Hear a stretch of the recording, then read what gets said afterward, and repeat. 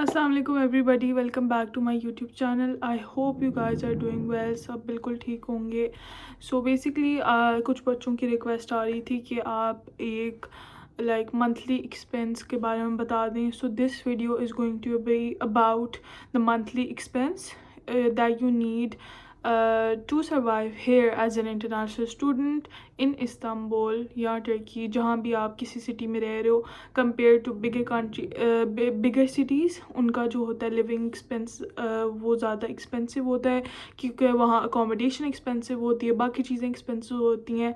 बाकी अगर आप छोटी सिटीज़ में चल जाओ, इज़मीर और इस टाइप की, तो वहाँ जो लिविंग एक्सपेंसेस होते हैं वो थोड़े कम होते हैं. So I will be summing up everything कि क्या प्राइस किस चीज़ की होती है और कैसे आपको ग्रोसरीज के कितने चाहिए होते हैं, बाकी सारी चीज़ें मिला के आपको टोटल कितना मंथली एक्सपेंस चाहिए होता है as a student living in Turkey. So let's start the video. So basically अगर आप किसी फ्लैट में रह रहे हो तो फ्लैट के एक्सपेंसेस में आपके पास आ जाती हैं ग्रोसरीज आ जाती हैं, फिर आपका रेंट आ जाता है एंड देन आपके बिल्स आ जाते हैं. बिल्स यहाँ 4 होते हैं. वन इज़ इंटरनेट का होता है and then there is gas का, इलेक्ट्रिसिटी एंड देन वाटर. ठीक है. सो ये राउंड अबाउट ये आपकी यूजेस पे डिपेंड करता है कि आप कितना यूज़ कर रहे हो. सो बेसिकली अगर आप लगा भी लो मंथली, अगर आप एक फ़्लैट में रह रहे हो तो आपका 2000 आप बिल निकालो, क्योंकि बिल्स डिवाइड होते हैं. लेकिन फिर भी इफ़ यू आर सर्दियों में हो तो 2000 अगर आप अपना बिल सेपरेट कर लो एंड देन 10,000 से शुरू होता है यहाँ का रेंट. अगर आप एक कमरे में शेयर अपार्टमेंट में रह रहे हो, एक कमरे का rent it starts from 10,000 bare minimum. 10,000 वो हो गया, 2,000 is your bills and then you have to do groceries which is around आप 4 से 5,000 उसके लिए रख लो. ठीक है.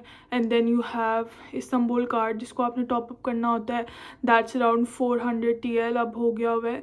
And then you have your SIM packages, तो उसका आप निकाल लो. So it is around for monthly जो बच्चे फ्लैट में रह रहे हैं सेपरेटली रह रहे हैं उनके लिए अराउंड 20,000 TL होना बेयर मिनिमम ज़रूरी है for you to survive here in Istanbul. अच्छा, अगर अब हम बात करते हैं जो बच्चे डॉम में रह रहे हैं उनकी, तो डॉम में जो होता है वो आपका it varies from dorm to Dom.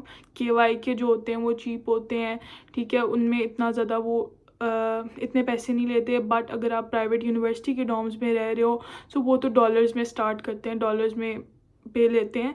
So it is Dom में रहना ज़्यादा एक्सपेंसिव हो जाता है. ठीक है. उसमें आपके पास 2 मील्स होते हैं यूजुअली, एक भी देते हैं. एक होता है नाश्ता इंक्लूडेड होता है और उसके बाद जो दोपहर का होता है वो नहीं इंक्लूडेड होता बिकॉज उस टाइम पे आप लोग यूनिवर्सिटी में होते हो. And then the third one रात का जो मील होता है वो कभी कभी कोई डॉम देता है और कोई नहीं देता है. ठीक है.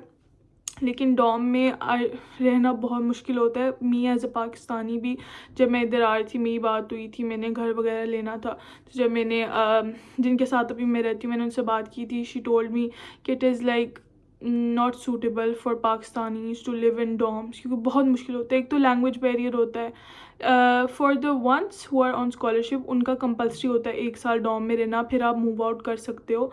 लेकिन living in dorms is much more difficult than आप सेपरेटली अपनी मर्ज़ी से रह रहे हो. टाइम लिमिट्स होती हैं और भी चीज़ें होती हैं. आपने शेयरिंग रूम में रहना है या कुकिंग के बारे में, washroom sharing and all these things, ये डॉम्स में बहुत कॉम्प्लिकेशंस होती हैं. सो डॉम्स जो होते हैं KY के जो होते हैं वो चीप होते हैं. लेकिन जो दूसरे डॉम्स होते हैं जो जैसे कॉन्फरोस्ट हो गया, उसके बाद सबिहा की डॉमेंट्रीज़ हो गई, ये सारी जो हैं दीज आर एक्सपेंसिव. ठीक है. ये फ्लैट से ज़्यादा एक्सपेंसिव हो जाती हैं. फ्लैट्स का बेयर मिनिमम अगर मैं कहूँ कि आप किसी पुराने घर में रह रहे हो तो उसका जो रेंट है वो स्टार्ट होता है 10,000 से और उसके बाद इट गोज़ अप टू 13-15,000. काफ़ी ज़्यादा महंगा होता रहता है. It depends on the area you live in. So almost around about आपको 20,000 TL चाहिए होता है कि आपने अपनी ग्रोसरीज करनी है और सारी चीज़ें करनी है. उसके लिए आपको एक महीने का 20,000 TL चाहिए होता है.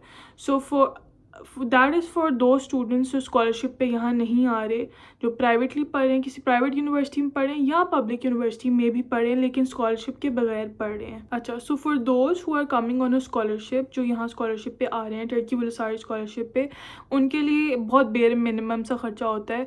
एक तो आपको स्टाइपेंड मिल रहा होता है which is 3500 TL for bachelor students. उसके बाद आपकी अकोमोडेशन भी फ्री होती है, बाकी सारे expenses like health insurance and everything वो भी फ्री होता है। सो बेसिकली आपका कोई इतना सारा एक्सपेंस होता नहीं जो स्कॉलरशिप पे आ रहे होते हो, and the rest you can cover by doing like part time jobs. या इतना तो घर से आ ही जाता है कि आपने सिर्फ ग्रोसरीज करनी है, आपने या अपना इस्तांबुल का टॉपअप कराना है, और उसके अलावा अगर आपको अपने मज़े के लिए पैसे चाहिए, फॉर लिविंग लाइक आउटिंग के लिए चाहिए, तो इतने तो आपके घर वाले भी भेज देंगे। वो बहुत बेर मिनिमम सा होता है। सो अराउंड, अगर आप अकेले रह रहे हो, अगर आप एक प्राइवेट यूनिवर्सिटी में पढ़ रहे हो या आप एक पब्लिक यूनिवर्सिटी में पढ़ रहे हो लेकिन आप जो है किसी फ्लैट में रह रहे हो, तो अगर ये सारा सिनेरियो है तो you need around 20,000 TL per month to survive here in Istanbul. जैसे जैसे इन्फ्लेशन होती जा रही है तो 20,000 बेर मिनिमम आपके पास होना चाहिए मंथली, ठीक है, एज अ स्टूडेंट। अगर आप रह रहे हो, अगर आप स्कॉलरशिप पे यहाँ आए हो, तो बेसिकली बहुत सिनेरियो चेंज हो जाता है। You are getting the stipend, उसके बाद पेड अकोमोडेशन है, सब कुछ पेड होता है। So you just need money for your survival. खाने पीने के लिए पैसे चाहिए, आउटिंग के लिए चाहिए होंगे, वो घर वाले भी भेज देंगे या आप पार्ट टाइम जॉब से निकाल लोगे। So basically that's all the sum up के आपको कितना किस जगह पे करना है, किस तरह यहाँ रेंट्स जो हैं वेरी करते हैं फ्रॉम एरिया टू एरिया।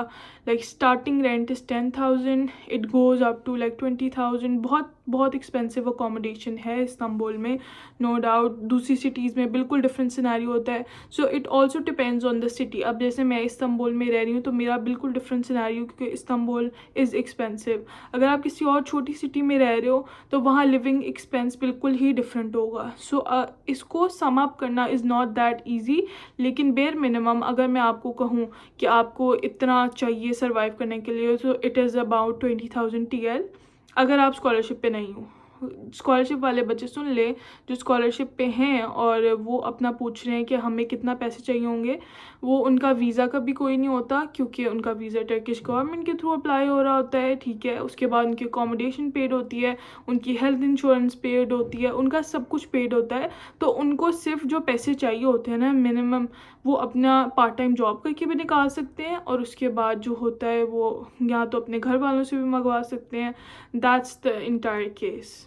तो I think that's it for this video. मैंने जो सारा बेयर मिनिमम एक्सपेंसेस थे, आप कहाँ कितना स्पेंड करते हो, कितना यहाँ का रेंट होता है एंड एवरीथिंग लाइक डॉम से related, I have explain everything. I hope everything was clear and it was a little bit helpful for you guys कि आपको कितने पैसे चाहिए यहाँ पर मंथ सर्वाइव करने के लिए। I hope it was informative. If you like the video, if it was helpful for you, please like, share, comment and subscribe to my channel. I hope you guys got some help from this video. I'll see you guys in the next vlog. It would be about accommodations, क्या उनके rental charges होते हैं और क्या चीज़ें होती हैं, आप dorm कैसे find कर सकते हो। I hope it would be helpful for you. Until then, I'll see you in the next vlog. Until then, subscribe to my channel, like the video and comment down below. I'll see you guys in the next vlog. Allah Hafiz.